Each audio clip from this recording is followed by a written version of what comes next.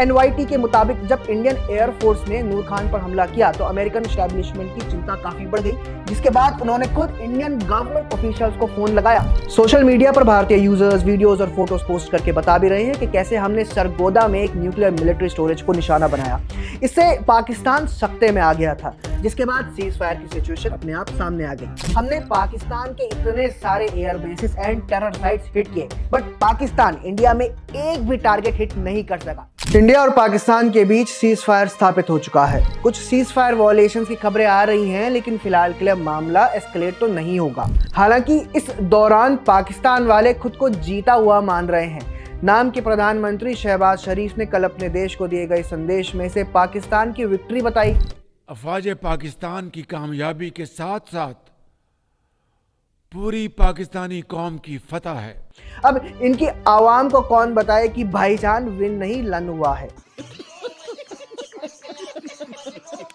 अगर बीते 3-4 दिनों में देखा जाए तो ऑपरेशन सिंदूर के बाद हमने पाकिस्तान में कई टारगेट्स हिट किए।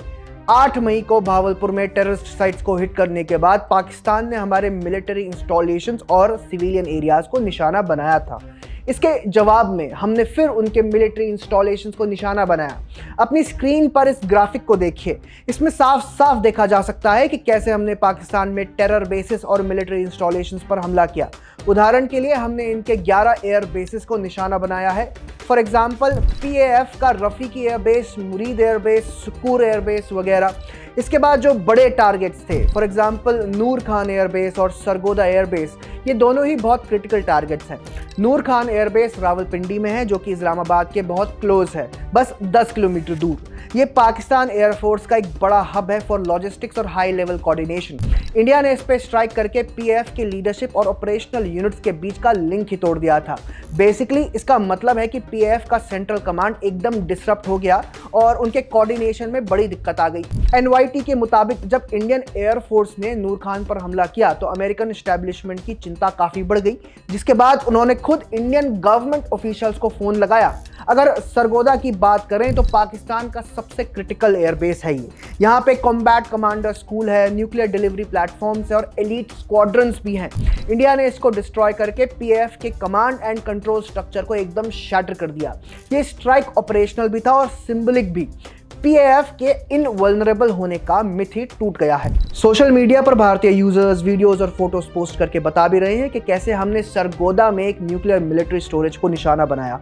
इससे पाकिस्तान सख्ते में आ गया था, जिसके बाद सीज फायर की सिचुएशन अपने आप सामने आ गई। इन शॉर्ट, इंडिया के इन स्ट्राइक्स ने पाकिस्तान के एरियल कैपेबिलिटीज को एकदम ग्राउंड कर दिया। रेडार नेटवर्क्स, कमांड हब्स और स्ट्राइक प्लेटफॉर्म सब डिस्ट्रॉय हो गए, जिससे PAF ब्लाइंड, ग्राउंडेड और डिसओरिएंटेड हो गया। ये स्ट्राइक्स न सिर्फ बैटलफील्ड विंस थे, बल्कि स्ट्रक्चरल डिमोलिशंस थे। पाकिस्तान को आज फाइट करने से रोकना और फ्यूचर में एग्रेशन सोचने से भी डरा देना। और बदले में पाकिस्तान के पास क्या आया कि हमने 5-6 रफाल गिरा दिए, इनकी एक फीमेल पायलट पकड़ ली। अभी तक तो रफाल की कोई भी गिरने के विजुअल्स नहीं आए, ना ही कोई फीमेल पायलट के पकड़ने की खबर आई है। हमने पाकिस्तान के इतने सारे air bases and terror sites hit किए, बट पाकिस्तान इंडिया में एक भी टारगेट हिट नहीं कर सका।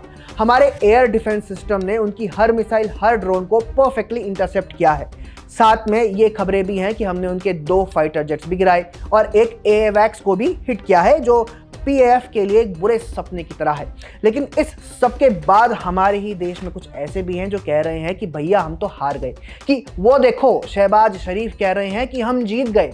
अरे मेरे भाई, वो लो IQ पाकिस्तानी हैं। उनके हिसाब से तो साउथ एशिया का इतिहास मोहम्मद कासिम से ही शुरू हुआ। उनके हिसाब से वो सारे वॉर्स जीते हैं। तो पाकिस्तानियों को मानने दो कि उनका लन एक्चुअली विन है, when we know what's the truth.